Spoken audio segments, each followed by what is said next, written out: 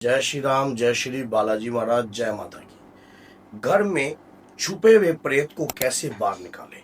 अगर कोई प्रेत आत्मा आपके घर में छुपी हुई है और वो आपको दिखाई तो देती नहीं है, लेकिन आप उसको कैसे बाहर निकाल सकते हो? अपने घर से खुद घर के कार्यक्रम करके, कुछ क्रियाकलाप कार्य करके, कुछ घर के अंदर विधिवत नियम कर कर आप उस प्रेत आत्मा को घर से बाहर निकाल सकते हो। कैसे निकालना है, किस तरीके से निकालना है, आज सारी जानकारी आपको इस वीडियो में मिल जाएगी। अगर आपको ये वीडियो अच्छी लगे, लाभकारी लगे तो लाइक करना, और माँ के भक्त हो तो इस वीडियो को 10 लोगों तक जरूर शेयर करना। क्या पता कोई व्यक्ति किस प्रकार के हालात में हो, किस प्रकार की मजबूरी में हो और उसका कार्य बन जाए। देखिए, अगर कोई मलिन शक्ति हमारे घर में वास करती है तो अपनी मलिनता को घर में फैलाती है, और उस मलिनता के कारण हम घर में दुखी होते हैं, तंग होते हैं, परेशान होते हैं। अब हम उस मलिनता को किस प्रकार से साफ कर सकते हैं, किस प्रकार से उस नेगेटिविटी से अपना पीछा छुड़ा सकते हैं? कुछ घर में नियमित रूप से कार्य करने से, अगर मान लीजिए हम नियमित रूप से पूजा करते हैं, रोज डेली पूजा करते हैं, उससे शक्ति उत्पन्न होती है। लेकिन जब हम नियमित रूप से कोई ऐसा कार्य घर में करेंगे जिससे घर में रहने वाली नकारात्मकता की मलिनता दूर होए, मान लीजिए हमारा कार्य है उसकी मलिनता को दूर करने का, आपको एक जबरदस्त घर के अंदर कार्य करना चाहिए। क्या करना चाहिए? सबसे पहले अपने घर के मंदिर में आपको घंटी का जो है नाद करना चाहिए। घंटी जरूर बजानी चाहिए ना। जो भी आप आरती करते हो, हनुमान जी की आरती करते हो, माँ दुर्गा की आरती करते हो, माँ काली की आरती करते हो, तो घंटी जरूर बनानी चाहिए।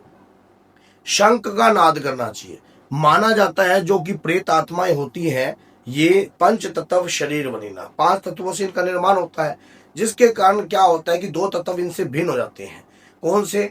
हवा और जो कि पानी। आपको पता है कि ये 2 तत्व, मिट्टी और जो तत्व इनसे भिन्न हो जाते हैं, उसके कारण ये प्रेत आत्मा, जब आप शंख का नाद करते हो या किसी भी स्वर का नाद करते हो या भक्ति पूजा पाठ से मंत्र का नाद करते हो, ओम नमः शिवाय या ओम, जो भी आप कोई भी का नाद करते हो घर के अंदर, जब भी मंत्र का उच्चारण करते हो आप, ये इनसे बर्दाश्त नहीं होता है, इनका दम घुटने लग जाता है, इनकी मलिनता शुद्ध होती है। क्या होता है? मलिनता की एक ऐसी परत होती है, प्रेत ना अंधकार के घेरे में घिरा होता है, जैसे कि सारी जगह उसको अंधेरा ही अंधेरा दिखाई देता है। और जब हम घर में इस प्रकार की रोशनी या इस प्रकार की पूजा और नित्य नियम और उस प्रकार से मंत्रों का जाप और साथ में ज्योति हम का दान करते हैं, जिससे उसके घर में प्रतिदिन होने से उसे तकलीफें उत्पन्न होने लग जाती हैं। अब वो प्रेत तकलीफ किसको देगा? वो तकलीफ आपके घर में करनी स्टार्ट करेगा। क्या आप, मान लीजिए आपकी पत्नी के सिर पर बैठकर बोलेगा, क्या आप पूजा पाठ करते रहते हो, डेली डेली का काम है तुम्हारा ये पूजा पाठ करना, इससे तुम्हारा घर का गुजारा नहीं होगा। घर का गुजारा तो कुछ ना कुछ करने से होगा, तो वो आपको रोकेगी। उसी प्रकार से आपकी पत्नी, आपका पति या कोई भी भाई बंधु जो भी है जिसके शरीर के ऊपर नेगेटिविटी का वास होता है, वो हमें किसी न किसी प्रकार से रोकने का प्रयास करते हैं। ऐसी अवस्था के अंदर हमें क्या करना चाहिए?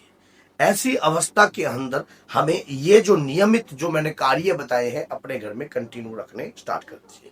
अब आ जाती है धुनी। एक ऐसी धुनी जिससे संकट दौड़ता हुआ नजर आएगा, आप उसका दम ऐसा घुटेगा, वो खुद हैरान हो जाएगा, ये क्या चला दिया घर के अंदर, ये क्या कर दिया, और इससे तो मेरा दम घुट रहा है, मैं तो मरने जैसा स्थिति खड़ी हो गई है। ऐसा क्या होता है धुनी के अंदर?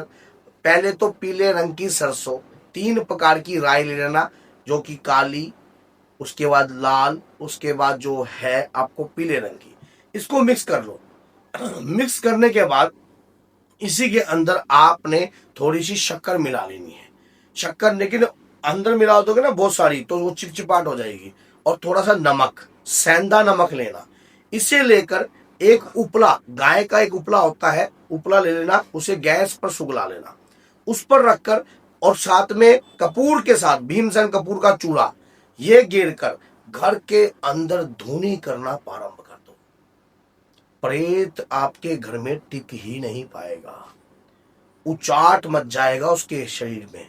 उसका जो शरीर है ना, वो धुएं के माध्यम से ग्रहण करता है, और जैसे आप पितरों के प्रति कोई भोग या कुछ भी या कोई अंदाना निकालते हो तो खाने की कोशिश करता है, या फिर आपके शरीर के माध्यम से करता है। जब घर के सभी सदस्यों के शरीर के पास आप वो धुनी लेके जाओगे तो शरीर किसी के पास होगा नहीं, और हर घर में उस धुनी को घुमाइए।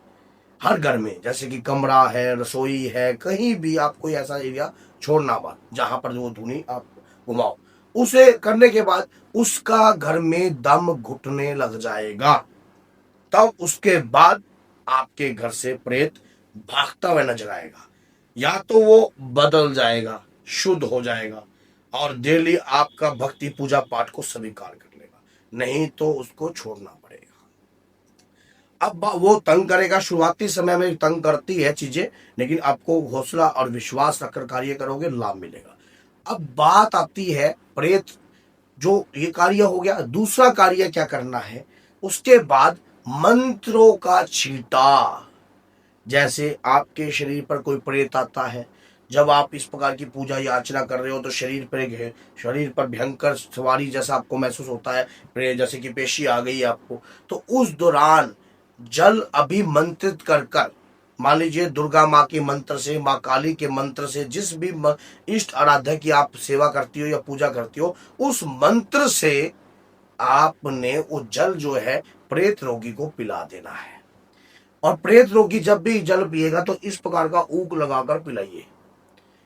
जब वो मंत्र से अभिमंत्रित जल उस व्यक्ति के शरीर में जाएगा तो शरीर का रोग, शरीर की बीमारी, शरीर का कष्ट, असाध्य रोग और किसी भी प्रकार की शरीर में होने वाली उचाट, किसी भी प्रकार की होने वाली दिक्कत समस्या से वो मुक्त होने लग जाएगा। जब कभी ऐसी स्थिति हमारे साथ होती है ना, तो हमें, जो अभी कई लोगों को ये वीडियो जैसे शायद अच्छी ना लगे, ये क्या बता रहे हैं, लेकिन जिसके घर में बीती होती है उनको ये कार्य अवश्य ही करना चाहिए। उन्हें लाभ मिलता है, 100% लाभ मिलता है।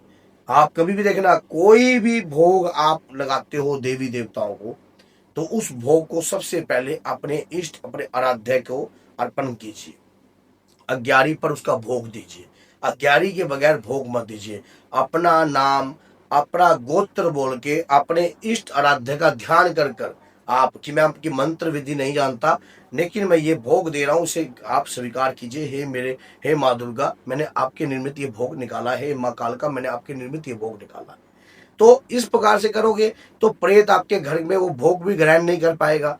और जब कभी भी आपको लगे कि मेरे को बहुत चटपटा खाने का मन कर रहा है, बड़ा तीखा खाने का मन कर रहा है, और घर में अपदार्थ मलिन चीजों को खाने का मन कर रहा है, मांस, मदिरा, दारू, ड्रिंक, इन प्रकार का आपका खिंचाव पड़ रहा है, तो समझ लेना वो आपके अंदर मलिनता को उठाने की कोशिश कर रहा है।